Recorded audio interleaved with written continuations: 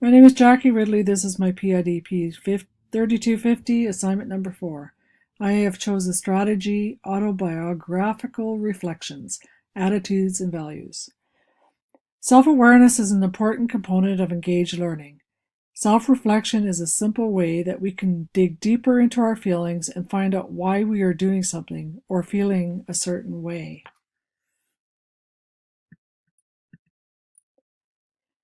With the professions as challenging as teaching, self-reflection offers the teacher an opportunity to think about what works and what doesn't. It is also a way to analyze and evaluate our own practices to focus on what does work. Autobiographical reflections require students to write an essay in response to a prompt that asks them to reflect upon their personal history in relation to the course or discipline. They connect to their own life and experiences to what they are studying. In doing so, they can tap into their own beliefs, attitudes, values, preferences, background, knowledge, learning problems, biases, and so on. This is very helpful to students because they're required to be more conscious of experiences, values, and attitudes that they bring to the course. With this increased understanding that comes from this self-assessment, it can empower students to build their strengths and identify areas that they would like to improve upon. There are 3 very important steps when doing this strategy. One is to describe the scope of the project, which aspects of their life you wish the student to describe, such as past experiences that have shaped their attitude toward discipline, learning, experiences in similar courses, involvement in related activities. Secondly, further limit the autobiography to establishing perimeters regarding chronological periods and personal areas that you wish the students to address. Examples would be academic, family, or work. Thirdly, ensure that the autobiography is focused and pertinent to the learning goals. Construct explicit directions so that you can include length, rubrics, or special specific questions for the students to answer. Professor Anne Logue gave students the following assignment on the first day, along with the objective and assessment quiz on math skills. She's giving them 15 minutes and in less than a page to describe one of their most memorable learning experiences in their math class. She would like to know if the experience was positive. If so, please, they would have to explain. If it was a negative, she asked them to explain that also and to try to identify what might have been done differently by either you or the teacher or your peers that would have helped improve the situation. Prior to handing in this assignment, students were asked to turn to a partner to share and compare experiences. She would then ask the students to report out, writing on the board, the specific behaviors both she and the students can do to help make their learning experiences in their class more positive and successful. At this time, I'd like to introduce you to John Dewey, who is acknowledged to be a key contributor to the modern conceptualization of reflection. He considered reflection to be a special form of problem solving, which requires individuals to think critically about an issue while actively drawing upon their own knowledge and beliefs related to the situation. I've included a link, which is called The Introduction to His Life and Work, where you can further explore more about John Dewey.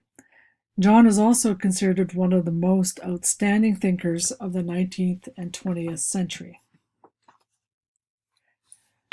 The teacher's role in this strategy is to plan out the lesson's objectives, decide on the scope of the project, limit the autobiography by establishing perimeters, ensure that it's focused and pertinent to the learning goals, be open and non-judgmental when analyzing, be conscious of attitudes toward learning content, share recurring themes, and do not ask students to disclose any personal information.